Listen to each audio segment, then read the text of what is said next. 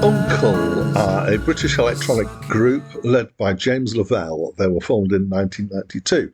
Wikipedia lists 4 phases to their existence. So the first phase was 1992 to 1996, in which they didn't have any albums and they did trip-hop and remixes. And 1997 to 99, they did more song-based electronica.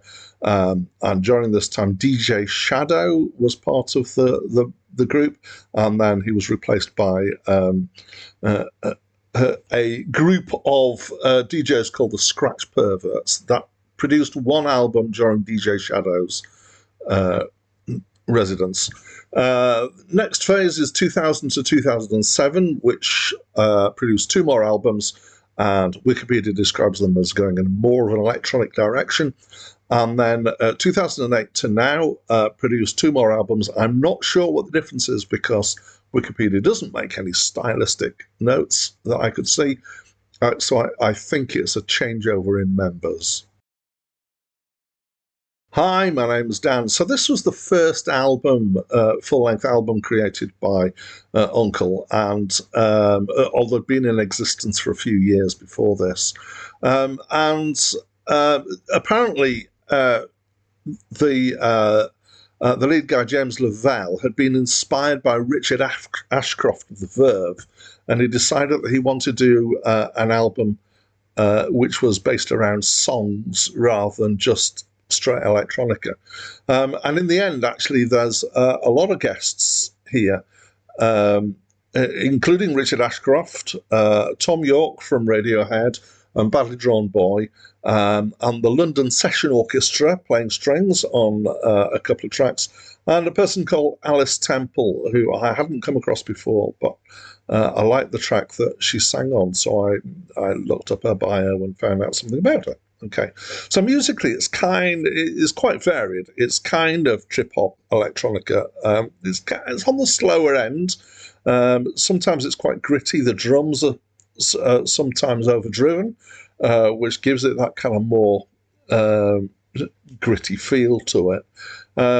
There's some of it kind of sounds quite low in the kind of, low to high musically notes thing. Some of it sounds like things have been slowed down potentially in there. And the whole thing is a kind of slightly gritty, slightly dark feel to it, and it's kind of atmospheric. There is a variety between BT electronic stuff with samples and more rock sounds. So there's a guitar sound in an early track. But sometimes it's kind of lo-fi and empty. So there's a bit at the start of one track which is just a piano, which is not kind of rich sounding grand piano. It sounds like, a kind of lo-fi piano sound.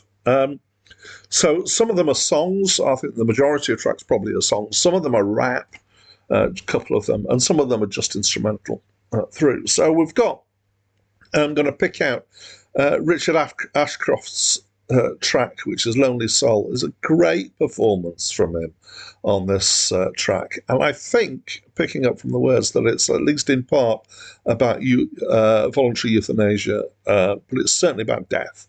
And it ends with an extensive section just of strings, which is interesting and kind of quite a different texture to have on the album.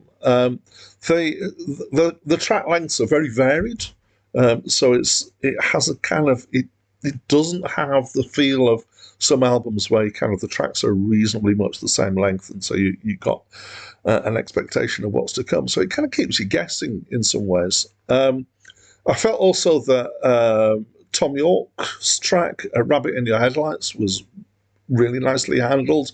That's the one where it's got the solo piano at the start. I thought his performance was great on this. My favourite, though, was Bloodstain, which is fairly early on in the track with this person, Alice Temple. And I felt like I was trying to put my finger on what does this sound like? And she was singing a bit like in the style of Sade, I felt. Kind of a smooth, slightly smoky sound to it. And I really liked that. Yeah, so overall, it's got an interesting feel as an album. It feels like a scrapbook, I would say, and it's kind of bits of this and bits of that put together. It's kind of, in some ways, you could say it's disjointed and it's very varied in that, but actually it does hold together reasonably well.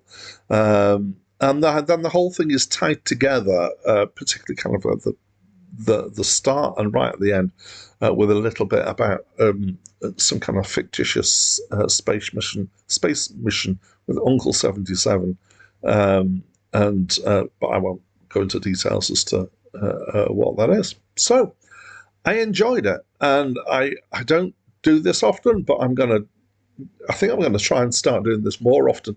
So if you haven't come across UNKLE before, or if you haven't tried them, but you're a fan of stuff like Portishead and Massive Attack, I would say that this might be worth a try for you. So that's what I think, and I'd love to know what you think. So please talk to me through the comments box. That's it from me for now.